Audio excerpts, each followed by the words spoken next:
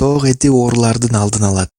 Америкалык диетологдор кант диабетинен жабыр тарткандардын рационуна мал этинин ордуна тоок этин киргизүүнү сунушташат. Анткени тооктун эти кандагы жаман холестеринди түшүрүүгө жана сырадагы белоктун өлчөмүн азайтууга жардам берет экен.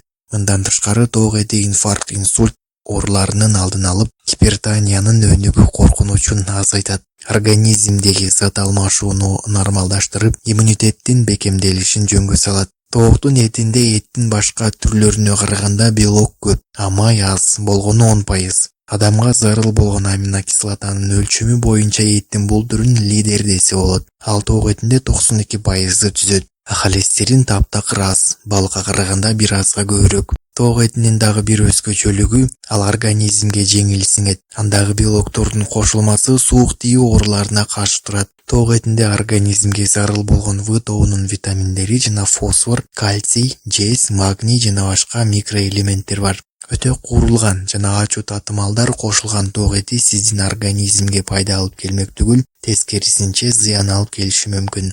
Эң жакшысы жаш тооктун эти. Аябай кызыктуу жана керектүү маалымат экен. Кийинки видеолордон көрүшкөнчө аман эсен калыңыз. Видео жакса каналга катталыңыздар. Эч качан оорубаңыз.